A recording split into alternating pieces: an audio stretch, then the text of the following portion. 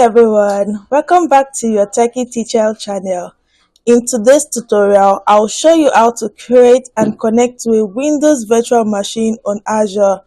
If you're a beginner or an experienced user, this step-by-step guide will make it pretty easy for you. So let's get started. First, open your browser and go to portal.azure.com. If you're not signed in, enter your Azure credentials and ensure you're logged in. So next, we're going to navigate to virtual machines. Type in virtual machines, then we select virtual machines. Then go on to click on create. Then we select Azure Virtual Machine again. So now let's configure the basics. We have to select a subscription. I already have Azure subscription 1 I want to use. Then a resource group of choice. I can select an existing one, but I'm just going to go on to create a new resource group. Tell it Mary RG. Then okay, I'm good to go. Then next, I would create a virtual machine. I can call this Mary's VM. Let's say the goal here is to create my own personal machine. Right, so Mary's VM. Then I'll go on to select a region. So I can go on to use this region, or I can just select EastUS. So I'll go on to use EastUS. And for my availability options, I don't intend to create an availability zone, so I'll say no infrastructure redundancy required. For security type, I'll just go with the standard, which is the basic level of security for VMs. So yeah, I'm pretty good to go. Now at this point, for image, we definitely don't want to use Ubuntu because this is a Linux, and our plan is to use Windows VMs. So for this case, we have to select a Windows image. So I'll go on to select this Windows 10 Pro. So when that is selected, we go on.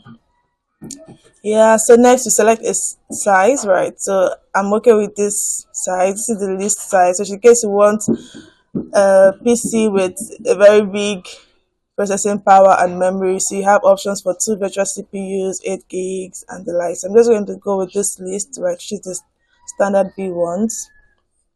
And there I go, just scroll down. Then I have to configure my admin account. So I'll give this a username. I can call it Mary, or I can call it the Mary's VM, like this. Then password.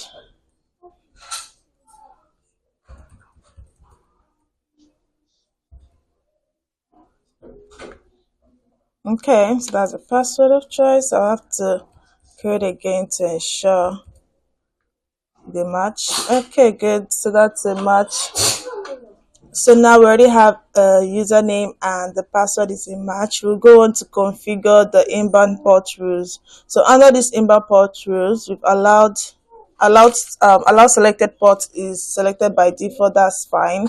So we'll go on to select RDP. It's already selected by default because this is a Windows VM. So we need RDP to connect to this VM. So this will allow us to be able to connect remotely to this VM we're creating. So we'll go on and confirm the license. Then I can go on next to configure disks. So for disks here, this is where you can select what storage you want to use and the size. So I'll just leave everything at the default, right? Showing you this is premium SSD. And yeah, we're good to go with the default. Then we go on next to networking. For networking, by default, you see we have a new VNet created for us. We have a subnet also created for us. Also a public IP address is also created. All of this were done by default, so we're good to just take in the default. And the port as well has the RDP, which is selected at the basics, so that's all good. So we can just go on now to review and create.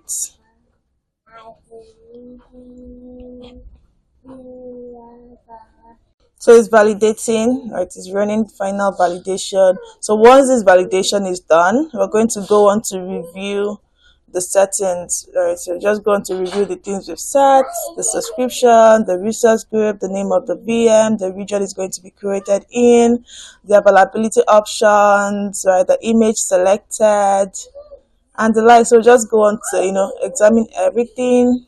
And once we're good, we just go on to click on create.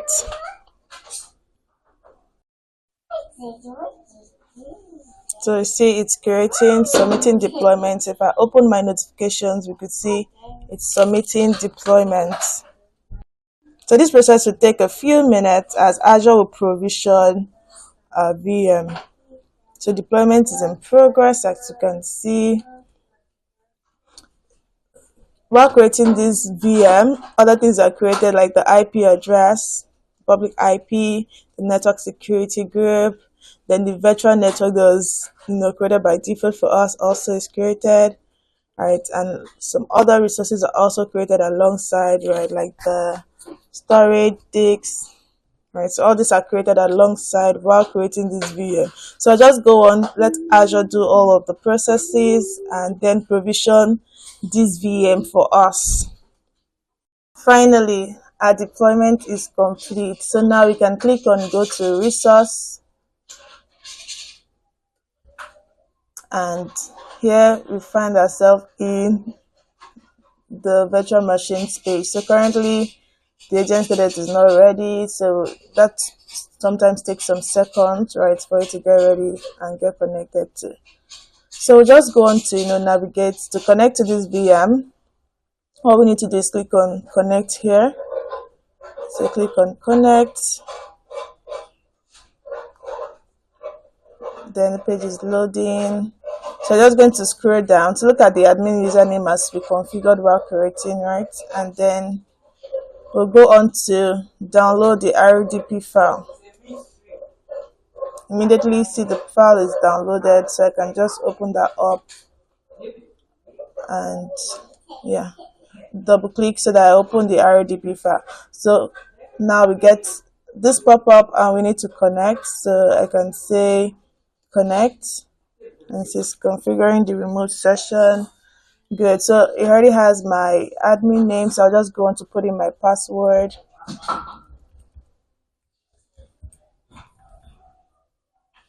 You can say remember me, and then okay.